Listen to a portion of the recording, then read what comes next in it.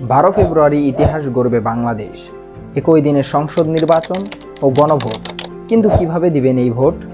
বাংলাদেশের ইতিহাসে এমন নির্বাচন কি আপনি কখনো দেখেছেন? শুধু নেতা নির্বাচন নয়, এবার আপনার একটা হ্যাঁ বা না ঠিক করে দেবে রাষ্ট্রের ভবিষ্যৎ। আসছে 12ই ফেব্রুয়ারি, অর্থাৎ আগামী বৃহস্পতিবার। 24-এর সেই রক্তাক্ত জুলাই বিপ্লবের পর প্রথমবার জনগণের আদালত বসতে যাচ্ছে। কিন্তু এবারের ভোট দেওয়ার পদ্ধতিতে আছে এক বিশাল চমক।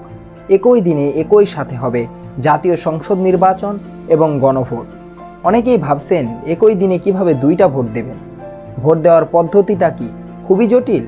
এইবারের নির্বাচনে দুটি ভোট একসাথে দেওয়ার বিস্তারিত পদ্ধতি জানতে ভিডিওটা শেষ পর্যন্ত দেখুন, কারণ আপনার একটি মূল্যবান ভোট হয়তো বাতিল হয়ে যেতে পারে একটি ভুলের জন্য।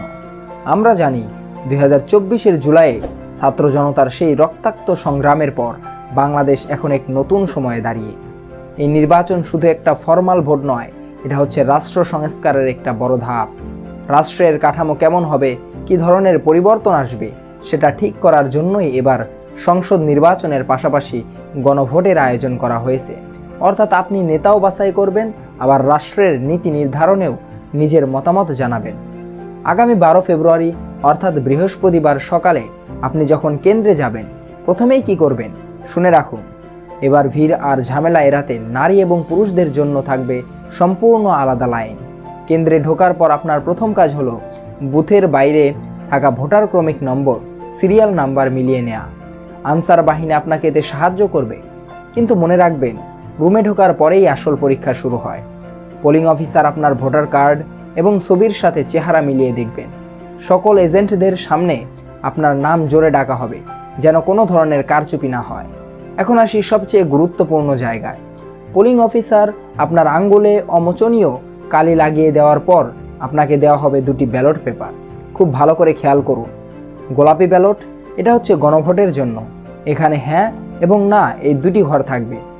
আপনি যদি রাষ্ট্র সংস্কার বা পরিবর্তন চান, তবে হ্যাঁ ঘরে সিল মারবেন।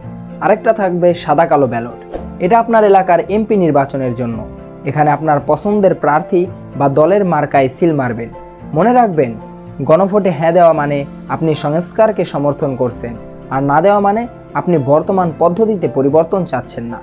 চলুন এবার জেনে নেওয়া যাক সিল মারা এবং ভাঁজ করার সঠিক নিয়ম। অনেকেই সিল মারতে জানেন, কিন্তু ভাঁজ করতে গিয়ে ভোটটা নষ্ট করেন। ব্যালট পেপার নিয়ে আপনি যাবেন গোপন কক্ষে। এবার সময় বাঁচানোর জন্য প্রতিটি বুথে দুটি করে গোপন কক্ষ থাকবে।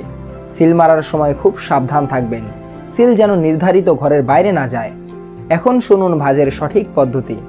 সিল মারার পর ব্যালটটি প্রথমে লম্বালম্বিভাবে ভাঁজ করবেন, তারপর আড়াআড়িভাবে। কেন?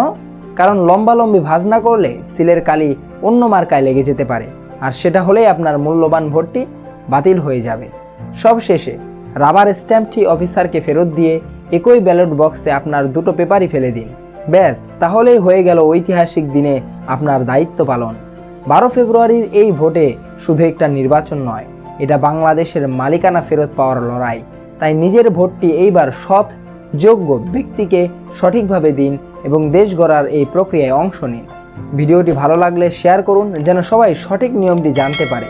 আর চ্যানেলটি সাবস্ক্রাইব করে ফ্রন্ট ডেস্ক টিভি এর সাথেই থাকুন। ধন্যবাদ।